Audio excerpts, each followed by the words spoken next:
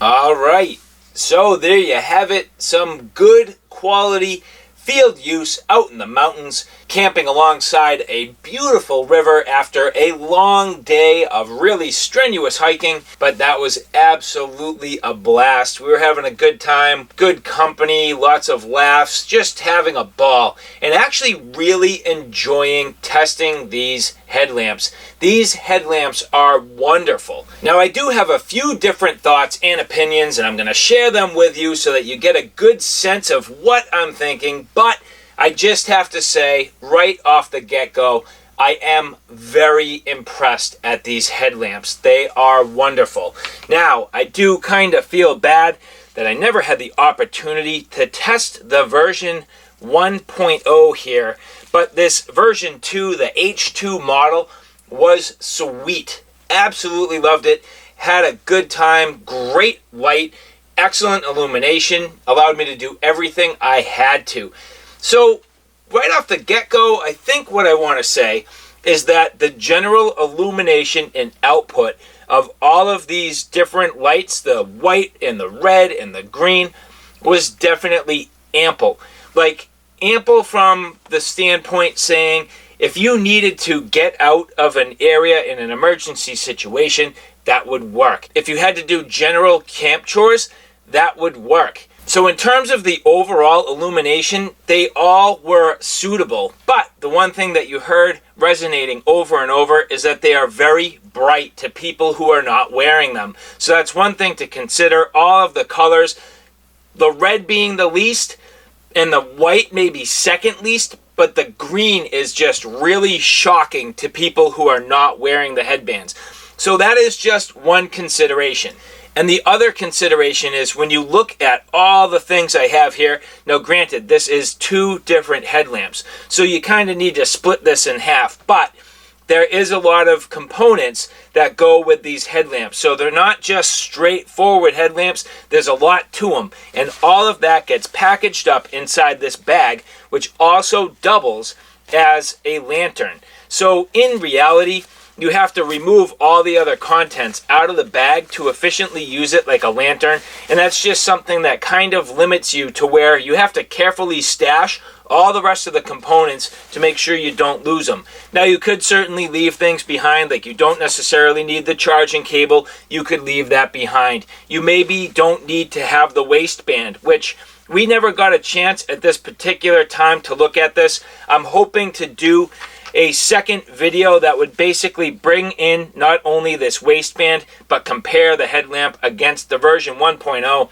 And if I do that, you will see this headlamp in use with the waistband. However, if you have this and some of the other components, you do basically need to remove them from the bag, as I'm mentioning, if you're going to use it as a lantern. The other thing is, it's a little tricky to swap out the different LED headbands at night. Well, I was able to do it. It worked perfectly fine. It's just one of those things. You either are going to be able to do it or you're going to struggle. It's not perfect. But I do understand the fact that the people at 180 Light wanted to achieve the full brightness for the full array of LEDs without splitting them between the 2 different colors. So I don't fault them for that. It does 2 things. One, it adds another component and a little bit of complexity to the system, but 2, it also limits the overall functionality where in order to actually change colors, you need to swap bands. The final thing that's a little bit of a consideration is the fact that these use a proprietary charger. So you do need to have this cable in order to even charge the battery pack. So if you were to lose this or you didn't have it with you, you'd be straight out of luck. The version 1, and again, I'm not going to get too deep, but the version 1 simply used a micro USB, which was a little less proprietary than what you get in the version 2 or the H2 model.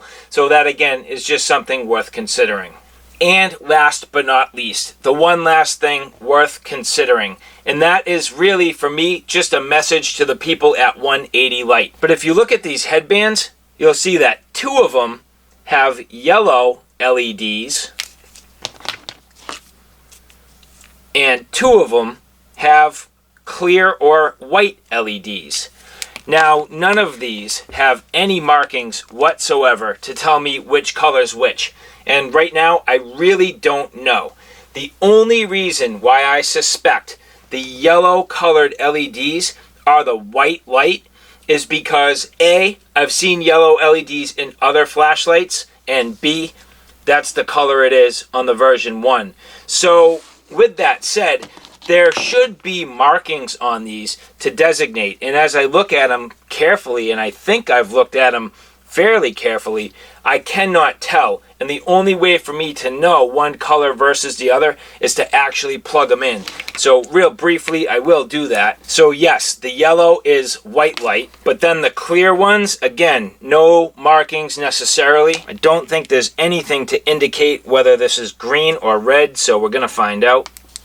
And that one's green, which means that this one's red. So that's just another thing for the people at 180 Light. You should probably designate these, maybe mark them.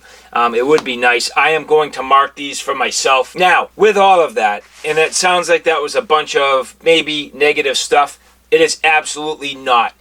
I'll tell you, when I come across products that I greatly like, I see the use, they're innovative, and they're actually pushing the boundaries ahead of other people, at that point, I'm actually going to get more critical. I'm going to get very critical and really hyper-focus on the things to take this from like an 80% amazing product to 100% amazing product. And this is something sitting here today that I firmly believe is kind of a little bit leading towards the future of what Headlamp should be. Now, my buddy who was with me and doing some of the testing had the idea of maybe replacing one of these LEDs with a high-powered and more directional spotlight LED. That would be spectacular. Absolutely amazing to do that. I like that idea. I don't know if it's possible. There's probably something about the circuitry where it would have to be its own designated circuit, but that's fine.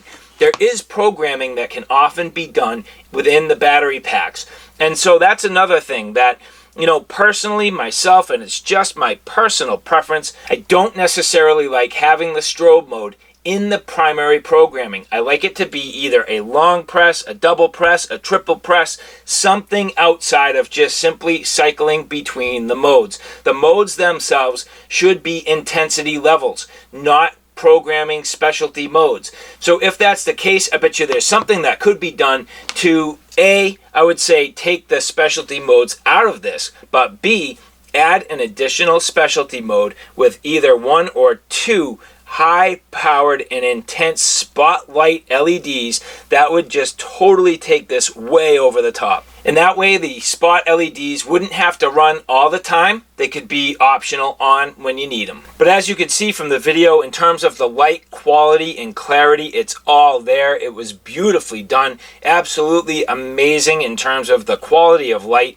I like the red personally myself. I think I'm pretty much going to gravitate towards bringing this with the red light. Now, the white was good when it was starting to get dark, but it wasn't completely dark yet. The white was good when there was still some ambient sunlight, a little bit of moonlight, the sun was going down, tough, sketchy areas, just enough white light to illuminate the area to evenly see. The red would not have done that. But once the light went down and it was completely dark, the white would have been much too bright. The green hurt other people's eyes. It was great for me. I loved the green light. It was really cool.